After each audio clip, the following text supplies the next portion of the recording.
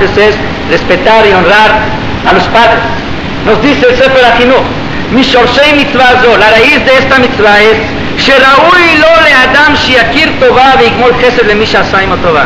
Lo correcto es que el hombre reconozca el bien que le hicieron, velo ye mitnakel bekapuy tova, y que no niega el favor que le hicieron. Shezon midara, que esto es muy malo, que esto es abominado por Dios. El hombre tiene que prestar atención y recordar que el motivo de su existencia aquí, ¿quiénes son? ¿Quién es? Son sus padres. Eso es el favor que le hicieron y por eso tiene que reconocer ese bien. Resulta que la Torah nos obligó y nos dijo que hay que ser muy exagerados en Hakarat HaTov. ¿Para qué? Para que lleguemos a cumplir la mitzvah de Kibbutz Av Va'em.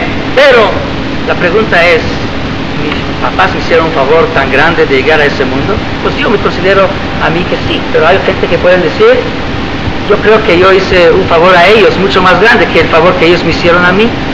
Muchas veces uno puede tener papás que no fue nada agradable crecer en su casa. ¿Qué favor me hicieron? ¿A qué mundo me trajeron? ¿Qué educación me dieron? ¿Qué me dieron de comer? Puros golpes, insultos y gritos. Puede ser eso. Pero, según lo que estudiamos antes, aunque sea que has tenido algún provecho, aunque sea mínimo, aunque sea nada, cualquier cosa, tu obligación es reconocer no por ellos, sino por quién, por ti mismo, para que tú te acostumbras a reconocer el bien. ¿Por qué? Porque Kibbutz Av Va'em no es el propósito final. Kibbutz Av Va'em es una estación para llegar a lo final, a lo principal. ¿Cuál es lo principal? Nos sigue diciendo el Sefer HaChinuch. Cuando una persona va a grabar en sí mismo esa cualidad de reconocer el bien, de aquí va a llegar a reconocer el bien de quién, el bien de Dios mismo que le hizo. Sus papás es el motivo de su existencia aquí. ¿Y cuál es el motivo de la existencia de sus papás, de sus abuelos y de todos y todo lo que hay en ese mundo? Es Dios mismo. Si uno se va a acostumbrar a sí mismo no pegar ni a la tierra, no al agua, ni ayudar al animal del enemigo, acostumbrarse a sí mismo y grabar en él ese sentimiento, esa sensibilidad de reconocer el bien, va a reconocer el bien de sus padres, sean los que sean. Y cuando se va a acostumbrar a eso, de ahí va a llegar a reconocer el bien de quién, de Dios mismo que le hizo, que esto es el propósito de todo eso de Hakarat HaTov. Nosotros decimos el Birkat Hamazon, Hazan et haolam kulo bechen ubechesed uberachamim, que Dios alimenta a todo el mundo con gracia, con bondad y con misericordia. Con bondad, yo entiendo, con bondad, misericordia también, porque hay gente que a lo mejor no merece, de todas maneras se les manda el alimento que necesitan. Pero ¿qué es con gracia? ¿Qué significa que Dios alimenta al mundo con gracia? La respuesta es muy sencilla. Dios pudo haber hecho así, que en el mercado van a haber unas cosas parecidas, igual, idénticos todas, del mismo color, digamos gris, y sobre una va a haber una etiqueta, tomates, pepinos, cebolla, pero todos podían parecer exactamente igual. ¿Nos hubiera faltado algo?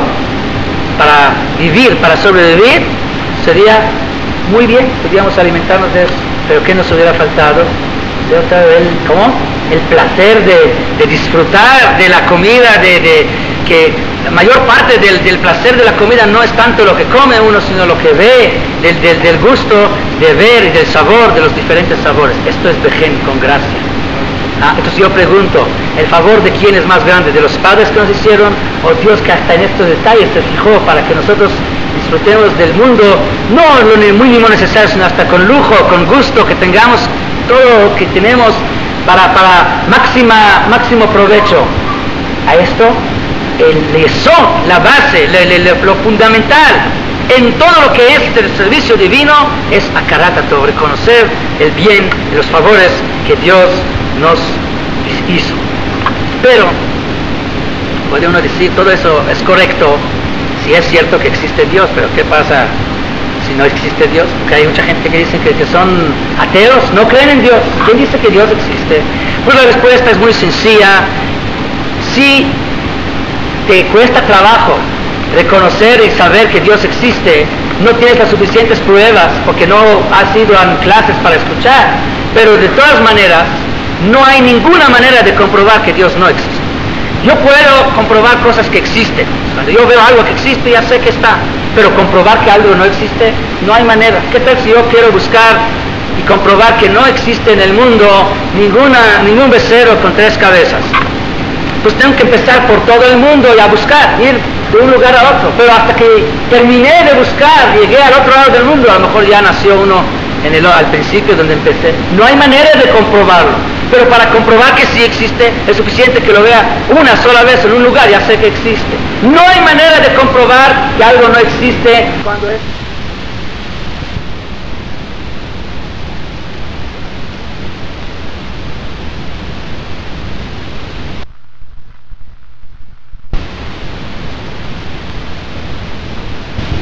Cuando se trata de algo físico en la tierra, cuando se trata de algo espiritual, de Dios mismo, con más razón que no hay ninguna forma de comprobar que no existe. Para la persona más ateo que existe, que hay en el mundo, algo de duda hay que Dios existe. Entonces tienes la obligación de conocer el favor que Él te hizo. Si tú también aceptas que por lo menos existe la posibilidad que Dios existe, y más, con más razón, para todos nosotros que sí creemos y sabemos que del universo. Bueno, para entenderlo un poquito mejor, imaginemos que una persona se levanta en la mañana y quiere salir al trabajo, pero no puede abrir la puerta. No puede abrir. Bueno, se asoma por la ventana y ve que alguien en la noche le puso junto a la puerta cajas enormes, grandes, muchas cajas. No se puede contar, muchísimas. Bueno, va y rompe la puerta, pues tiene que salir de todas maneras. Y la primera caja que está junto a la puerta la abre para ver qué es lo que tiene, a ver si tiene tomates, cebollas, pepinos, qué es lo que tiene. La abre y encuentra que están paquetes bien ordenados. Cada paquete tiene 1000 billetes de $100 así, nuevecitos. Empieza a contar lo que hay, va de una caja a otra y llega ya a números que ya no sabe, ya en la universidad, al último número que ha aprendido, y todavía le faltan muchas cajas para contar, ¿verdad? Pues pasó, vamos, a lo mejor se lo vamos a decir, a lo mejor vamos a rezar nuestro anal, a lo mejor va a pasar, va a suceder. Aquí hay 2 opciones, esta persona tiene 2 opciones delante de él. ¿Cuáles son las 2 opciones? Él empieza a pensar, ¿qué es lo que está sucediendo aquí? ¿Qué pasa? ¿Por qué? ¿Cómo llegaron estas cajas aquí? Hay una opción, que a lo mejor es un hombre de generosidad, de buen corazón, llegó aquí en la noche y decidió ponerme un regalo en mi puerta y puso aquí estas cajas. En este caso él va a querer buscar quién es este hombre de corazón tan grande. Cualquier persona lo va a querer buscar. Claro, no para recompensar, porque no hay manera de recompensar una cosa así, pero por lo menos para darle las gracias. Y para lo menos para evitar un caso donde a lo mejor lo va a poder encontrar algún día sin saber qué es él, y a lo mejor lo va a ofender de casualidad, y cómo va a sentir si se va a dar cuenta que él ofendió a una persona así. Entonces, para que no pase ese error, su obligación es buscar y saber quién es. Pero existe otra opción. ¿Cuál es la otra opción? Que no hay ninguna persona que se lo puso, sino con un proceso de millones de años fueron formadas cajas y se imprimieron por evolución y por cosas que, años a años, poco a poco se imprimieron los billetes, se juntaron, se formaron en paquetes y se llenaron las cajas, y las cajas llegaron así poco a poco. Esto tardó muchísimos años y de casualidad llegaron a su casa y ahí los encontró. Claro que por supuesto que la segunda opción es mucho más lógica y mucho más probable que la primera, ¿sí? Tiene 90% que fue solo y nada más 10 que otro lo puso, ¿sí? ¿O no? No. Bueno, estamos de acuerdo que la primera es la más probable. Pero de todas maneras yo tengo una pregunta. Supongamos que el Señor piensa que la segunda es más probable. ¿Va a buscar una persona que lo puso para agradecerle? ¿O que a lo mejor va a decir, no hay nadie y no tengo con quién buscar y a nadie agradecer? La persona más dudosa, más atea, la persona que no cree nada, también va a buscar a ver quién le puso ahí las cajas para agradecer. Si es que no va a buscar a nadie para agradecer, debe ser un tonto o que nada más fue todo eso un sueño. cuando se despertó realmente no hubo nada junto a su puerta. Pero cuando nosotros abrimos los ojos, nosotros podemos encontrar que este mundo está lleno de cosas mucho más valiosas que estas cajas llenas de paquetes de dólares. Y entonces la persona, aunque ha comprobado o no ha comprobado que si Dios existe o no existe, tiene la obligación de buscar quién nos puso estas cajas llenas de dólares para ver a quién tenemos que agradecer. Es una obligación mínima, es lo mínimo que no podemos recompensar, pero lo mínimo que debemos de hacer es dar las gracias. Entonces, la primera regla del judaísmo es ser makir tova, reconocer el bien que Dios nos hizo. Pero, lamentablemente, todos nosotros, somos los kfuyei tova más grandes que pueden existir en el mundo. ¿Cuánto de nosotros damos realmente a Dios? ¿Cuánto le damos? ¿Qué deberíamos de darle por todo lo que Él nos está dando? Solamente dice la Torah por una educación propia, de que uno educa a sí mismo, grabando en sí mismo esta sensibilidad que sea la más fina que se puede hacer de reconocer el bien, se va a poder lograr a reconocer el bien de los inanimados, de los animales, de los seres humanos que son enemigos, con más razón de los enemigos, con más y más razón a los padres, y Kal Vachomer, reconocer los favores de Dios. Entonces vemos que es muy lógica la mitzvah de Hakarat HaTov. Entonces la pregunta que debemos de hacer, entonces, ¿por qué no nos sentimos tanto? ¿Por qué andamos tantos años en este mundo sin sentirlo tanto, eso de nuestra obligación de reconocer el bien, de agradecer, darle las gracias a Dios? Y la respuesta es muy sencilla. Si nosotros nos hubiéramos nacidos como un hombre que tiene la edad de 20 años, que tiene ya criterio, que tiene ya una capacidad intelectual para juzgar todo lo que está viendo, si hubiéramos nacido ya grandes, nacidos grandes de 20 años, en la primera vez que hubiéramos abierto nuestros ojos, hubiéramos recibido un shock, una impresión increíble de lo que hubiéramos visto por toda la belleza de este mundo. Pero ¿qué es lo que sucede? Cuando nosotros nacimos sin criterio, sin poder entender lo que vemos, y poco a poco nos vamos acostumbrando. Cuando llegamos a la edad donde ya podemos analizar y entender, ya estamos bien acostumbrados a lo que vemos, a lo que existe, y ya nos sentimos esta obligación de agradecer a aquel que nos dio todo eso. Pero esto sucede con todos nosotros, con todos los seres humanos. Había una sola persona en toda la historia de la humanidad que nació como un hombre de 20 años ya con criterio. ¿Quién fue? Adam Arishon.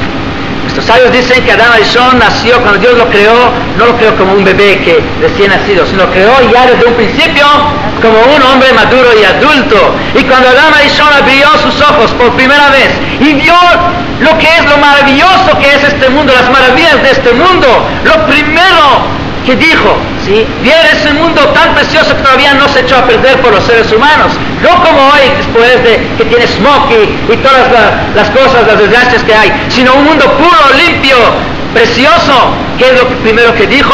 Marabu Maaseja Hashem Meod Amru Machshavotech. Qué tan grande, qué tan grandioso, maravilloso, precioso los hechos de Dios. El ser humano, el Adam Arishon, fue el primer hombre que no tenía ningún motivo para hacer kfui tova, para negar el bien de Dios, para no recordar el bien de Dios. Nosotros tenemos pretextos, porque cuando ya llegamos a la edad de entender, ya nos acostumbramos y no lo sentimos tanto. Pero Adam Arishon no tenía ese motivo, porque él, cuando abrió los ojos por primera vez, luego vio la grandeza de Dios. Por lo tanto, cuando Dios desinfló el alma, cuando Dios le hizo el nefijut neshama, vayipachta apar nishmat chaim, y fue creado la primera creación que entiende la grandeza de Dios, pasaron dos cosas en ese momento.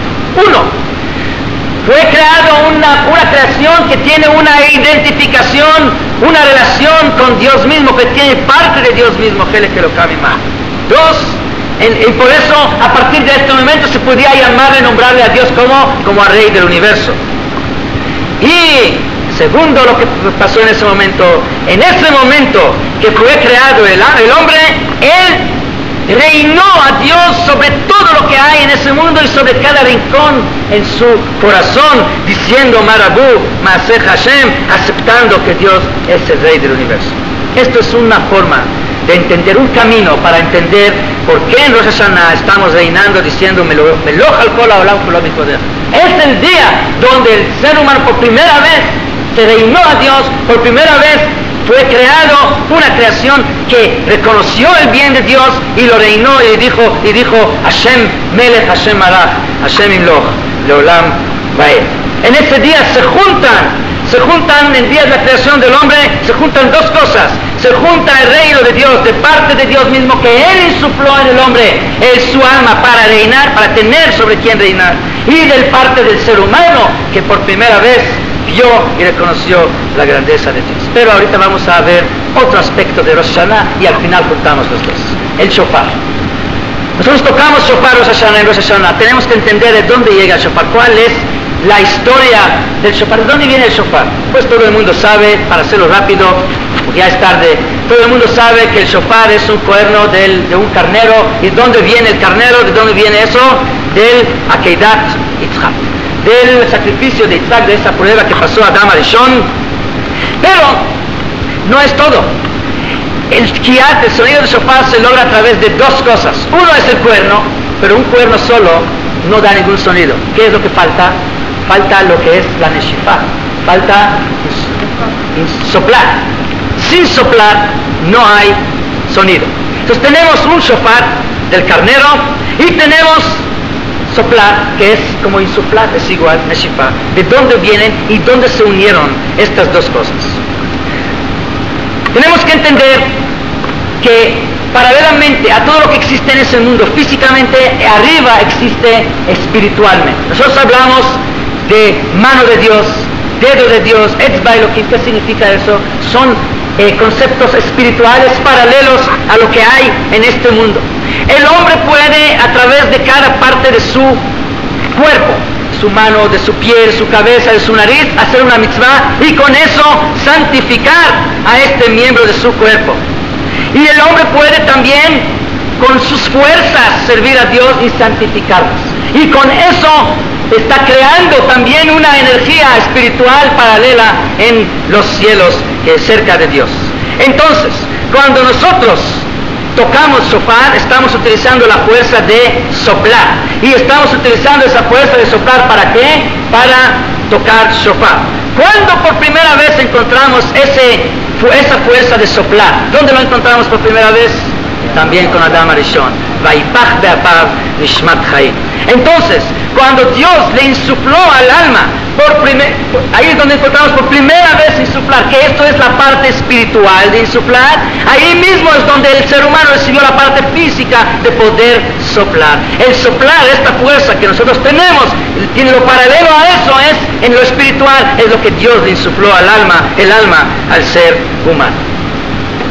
Resulta entonces que cuando ese soplar, ese de insuflar el alma, que con eso reinó Dios sobre el universo, Azai Melech Shmo Nikra, nosotros utilizamos lo paralelo en lo físico en Rosh Hashanah, para recordar que Dios reinó en ese día. Entonces resulta que el shofar, su propósito es reinar a Dios sobre nosotros. Como dicen nuestros sabios, Imru lepanai malchuyot kedesh tamlichuni alechem. Digan los malchuyot para reinar a mí sobre ustedes. ¿Con qué? Con el shofar. Entonces, la mitzvah de shofar es la única mitzvah, la única que se hace a través de esa fuerza que tenemos de soplar. No hay otra mitzvah que soplando la cumplimos. Es la única mitzvah. Porque esta fuerza creció y nació cuando Dios insupló el alma en nosotros. Y el hombre recibió el intelecto, recibió ese criterio de entender la grandeza de Dios. Y en ese momento el hombre reinó a Dios sobre sí mismo. Dijo Marabú Maaseh Hashem. Por eso tocamos shofar en Rosh Hashanah, para reinar a Dios a través de eso.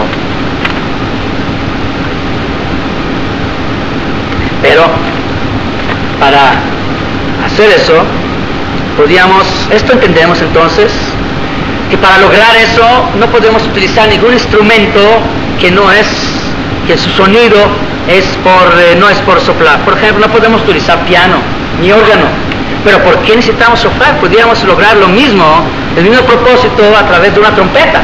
También es soplar y también recuerda el momento que Dios le insufló el alma, que el momento que Dios reinó sobre el universo. Pero aquí viene la segunda parte de soplar, que es el cuerno del carnero que viene de Akedat Yitzhak. Sabemos que viene de Akedat Yitzhak, pero si nosotros estudiamos eso un poquito, unos minutos de concentración en el tema de Akedat Yitzhak, no se entiende qué tiene que ver el cuerno con Akedat Yitzhak. ¿Cuál fue la prueba de Akedat Yitzhak? Toma tu único hijo, llévatelo allá a la montaña, amáralo sobre el altar y sacrifícalo. Abraham fue y hizo todo hasta que llegó el ángel y le dijo, no toques al niño, con eso pasó la prueba, ya terminó la prueba. Ahí es donde de repente viene un carnero y ahí lo mata Abraham porque Dios le ordena matar. Si nosotros tenemos que recordar a Akedat Yitzhak, lo que menos hubiera pensado que podía recordar que es el cuerno del carnero. ¿Qué tiene que ver el carnero con la prueba? Esto es ya después de todo. ¿Qué tiene que ver eso con Akedat Yitzhak? ¿Están de acuerdo conmigo con esa pregunta?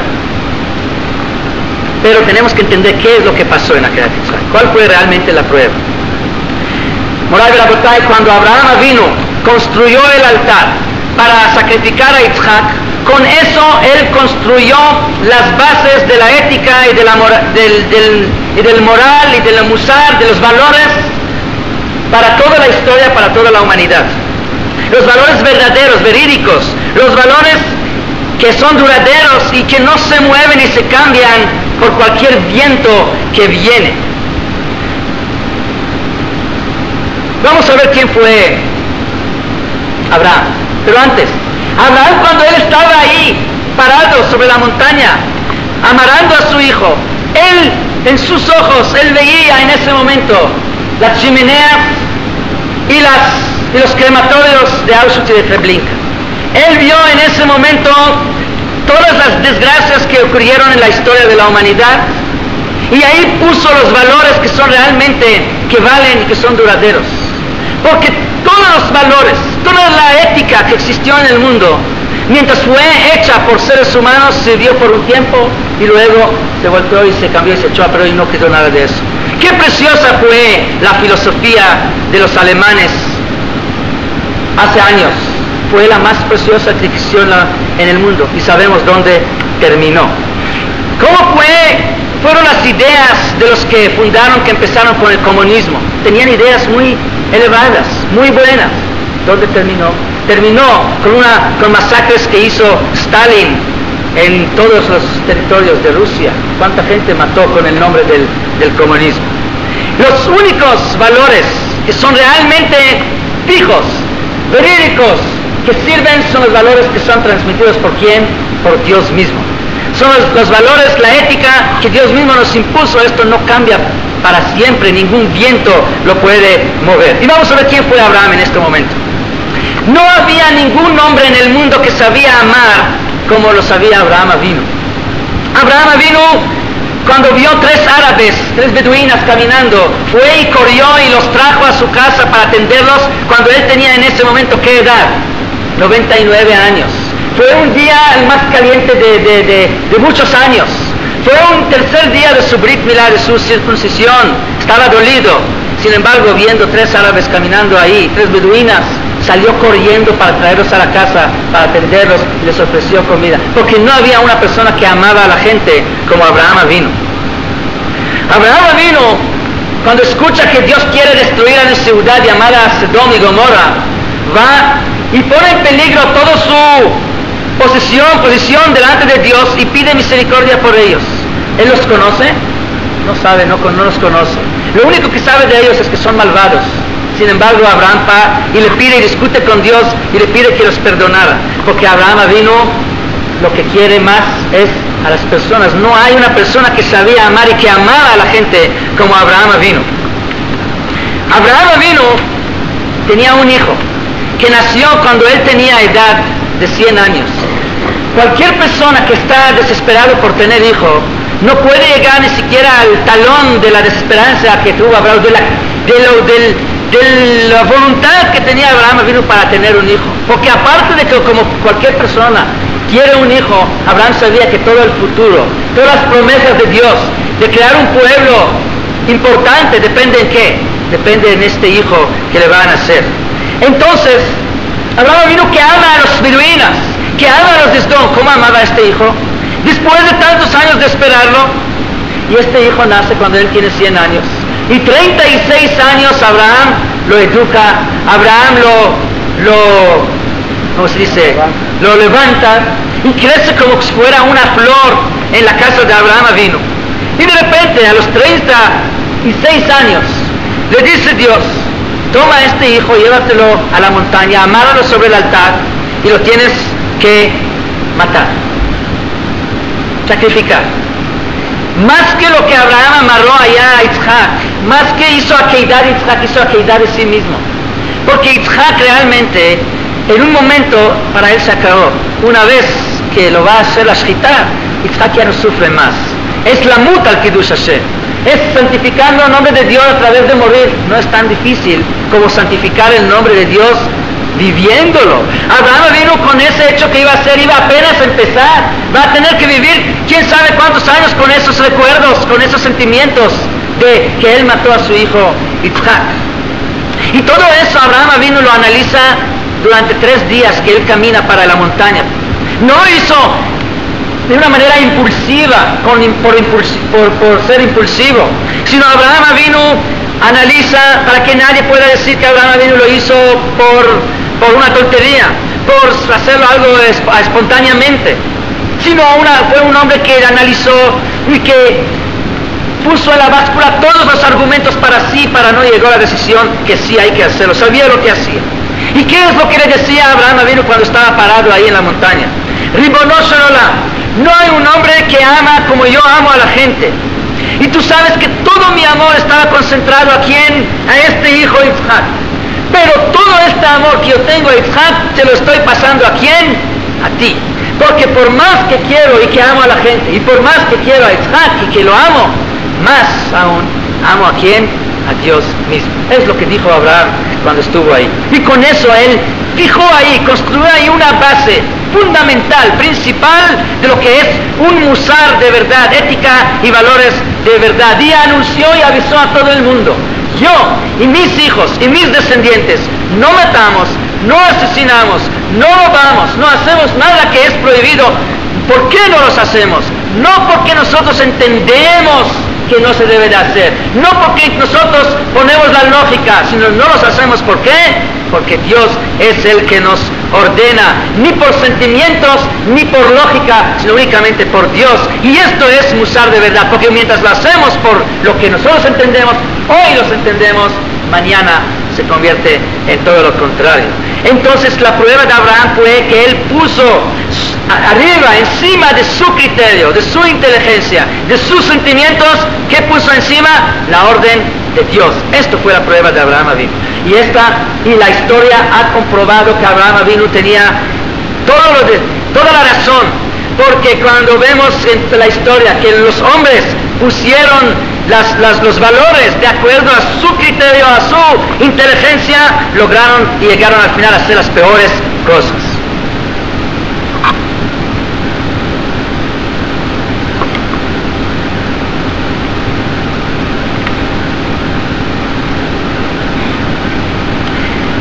Sí. ¿Qué pasó después de que el ángel vino y le dijo a Abraham? Estoy tratando de cortar. ¿Qué pasó cuando el ángel vino y le dijo a Abraham: no le toques al niño, no lo vayas a tocar? ¿Qué le dijo Abraham a Dios? ¿Saben qué es lo que le dijo Abraham a Dios? Dios,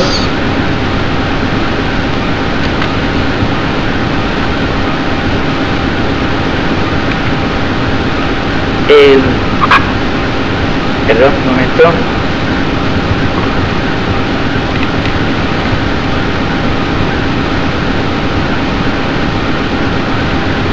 Sí, le dice a Dios: Dios, tú me dices que no lo haga, pero yo, todo ese esfuerzo que hice, todo lo que yo analicé y todo el amor que tengo a ti, y al final no me dejas hacerlo.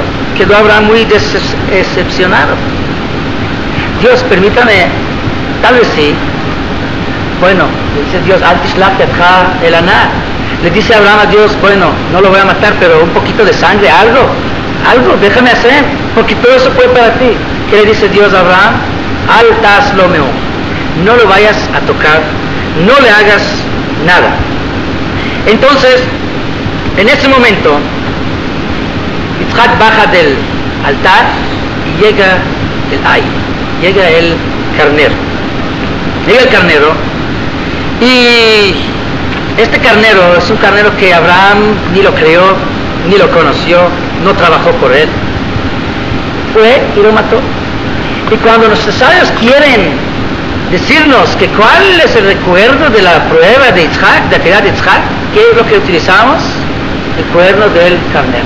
Yo pregunto, ¿eso es el recuerdo? Abraham vino que aún después de que Dios le dijo no, siguió y todavía discutió, porque el amor de él a Dios fue más de todos los amores que él tenía en su corazón. Pasó esta prueba y por matar a un carnero ¿cuál es la dificultad de matar a un carnero? Esto se recuerda de la Kedat Yitzhak. Y Rashi nos dice que hay unas palabras, aquel que estudia Rashi allá en Parashat la Kedat Yitzhak, encuentra ahí unas palabras que no se entienden. Dice Rashi, Afarosh el Yitzhak tzavur umunach tachat hamizbeach. La ceniza de Yitzhak, ¿dónde se encuentra? Bajo del altar que construyó Abraham. Nosotros preguntamos, ¿la ceniza de Yitzhak? Si al final no se le hizo nada, ¿cómo que la ceniza de Yitzhak está bajo del altar? Pero lo que realmente hace la prueba de Abraham, de Yitzhak, perdón, la Kedat Yitzhak, prueba, lo que nos comprueba que Abraham realmente pasó la prueba, ¿cuál es? Es el carnero. Sin carnero no podemos comprobar que Abraham pasó la prueba. ¿Por qué? Porque ¿quién dice que Abraham hizo lo que hizo por libre albedrío, por una libre decisión, por libre voluntad? A lo mejor lo hizo porque Dios le ordenó y no tuvo otra opción. A lo mejor lo hizo porque perdió el criterio escuchando de Dios mismo qué es lo que tiene que hacer. Pero cuando nosotros vemos que después de que Dios le dijo no toques el niño, Abraham sigue discutiendo y dice permítame, aunque sea que no matarlo, un poquito. Y Dios le dice no. Y Dios Abraham viene y le dice a Dios, toda esa energía que yo junté, todas estas luchas internas que yo tenía dentro de mí mismo, 3 días, todo esto se va a echar a perder. No va a salir de eso nada. Entonces cuando Dios vio que Abraham no puede no hacerlo, ¿qué es lo que hizo Dios? Le mandó el carnero.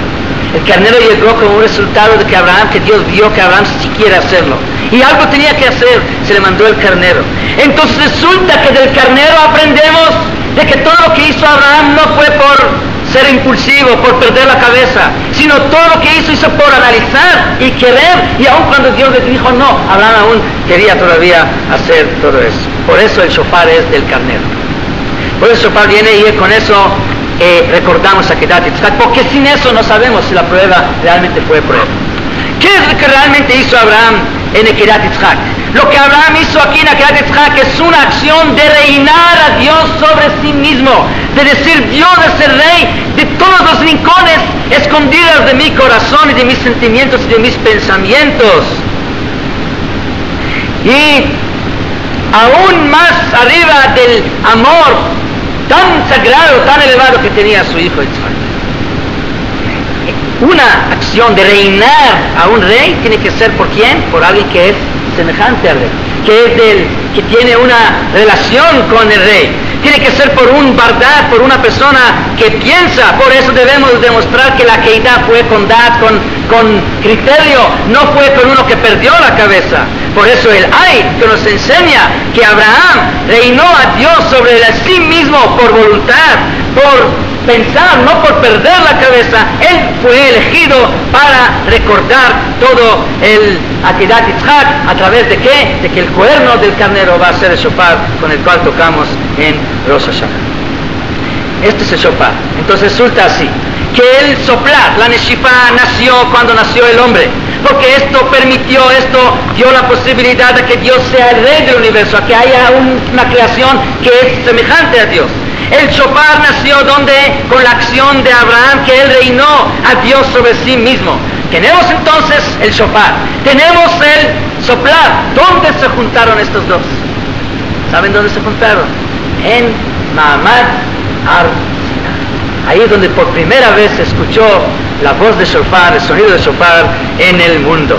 Ahí, entonces, cuando el pueblo de Israel estaba frente a Dios, cara a cara, cuando escuchaba, ahí es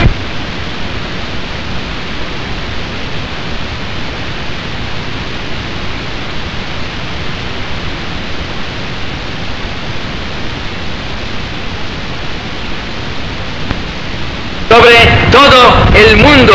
Ahí es por primera vez se paró una nación y le dijo a Dios, haremos y escucharemos, porque tú eres nuestro rey. No necesitamos escuchar para cumplir, sino estamos seguros que todo lo que el rey nos ordena es para el bien de nosotros. Y por otro lado, Dios fue y avisó a todo el mundo que es el rey nuestro, diciendo, Anoji Hashem Elokeja.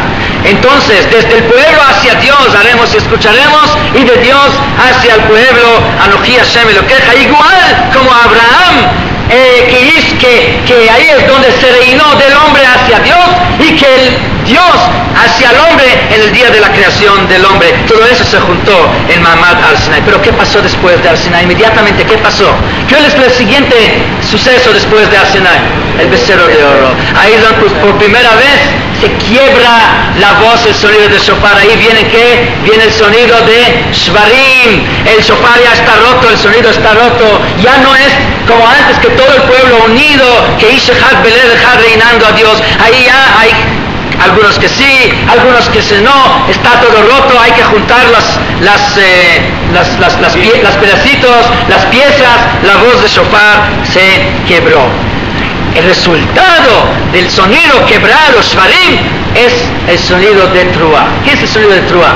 Dice la Gemara, dice la Halajá, que la voz de Truá es voz de Yelalá, de Yebabá, de llanto. Porque todos los llantos, todas las lágrimas que se han hecho en la historia del pueblo de Israel, ¿de dónde vienen? Del mismo pecado de becerro de oro. Ubeyom pokti upakareti, dice Dios. Cualquiera vez que van a pecar, siempre les voy a recordar el pecado de ¿cuál? El pecado del becerro de oro. Todos los llantos, todas las desgracias, los pogroms, los holocaustos, todo lo que conocemos de nuestra historia, Inquisición, todas estas lágrimas, ¿de dónde vienen? De los Shvarim. Truá es el resultado de los Shvarim. ¿Qué decimos en Rosh Hashanah? Ashrei Ha'am Yodei Truá. Feliz es el pueblo que sabe, que conoce la voz del sonido. Pero sabemos que la palabra ladat significa también unión, de unirse. El hombre se unió con su mujer Eva. Los otro lado lo expresa en qué forma? Vayedá, de saber. ¿Qué significa Ashrei Ha'am Yodei Truá? Es feliz el pueblo que sabe unir las voces de la Truá, para que de nuevo llegará la situación igual como en Har Sinai, donde estamos todos unidos como un hombre, como un solo corazón, reinando a Dios, que la voz de shofar sea completo el sonido, sin shvarim, sin truá. Y es lo que decimos en el rezo, en aquel día, ¿cuál día? Donde se va a volver a unir los sonidos del shofar, donde va a ser otra vez todo el pueblo, va a reinar a Dios como un hombre, uno solo hombre, como Ma'amad Har Sinai, y Takar el shofar gadol se volverá a tocar otra vez en el shofar gadol, igual como en Ma'amad Har Sinai, con la shofar olef hazak meod. Entonces, nosotros tocamos el shofar en Rosh Hashanah para recordar la primera vez donde se unieron la neshifá, el soplar, ¿cómo? El soplar con el keren, con el cuerno. Seguimos con shvarim y truá, seguimos con sonidos rotos, y al final estamos diciendo después de eso, Elokeinu ve'Elokei Avoteinu, Meloch al kol ha'olam kulo bikvodeja, reine su gloria sobre todo el universo. Con esta frase empezamos la plática de hoy. Es el motivo de todo el rezo. Ubegente en Pazdeja, ubegente en Kavod, ubegente Adikim y Rubismach, ubeshalim y Alozu, como decimos, Betimloch alehem malchutcha, reine, que reina sobre todo el universo. Es lo que pedimos después de los Shvarim y del Truá. ¿Para qué? Para que cuando llegue el día donde se va a tocar el Shofar Gadol, entonces se van a resolver todos los problemas en generales de nuestro pueblo, inclusive en eso también nuestras peticiones personales, particulares que tenemos. Una vez que se arregla ese Shvarim, esa rotura del sonido del Shofar, se arreglan también nuestras peticiones, nuestras necesidades personales, y con eso se va a cumplir el pasuk Ubau Audim Me'eretz Ashur. Cuando se va a tocar el Shofar Gadol, llegarán todos los que están perdidos de la tierra de Asiria, Venidachim Me'eretz Mitzrayim, los abandonados en la tierra de Egipto, Vishtachavu Hashem Barakodesh Berushalayim, se van a posternar delante de Dios en la tierra sagrada en Eretz Israel. Muchas gracias.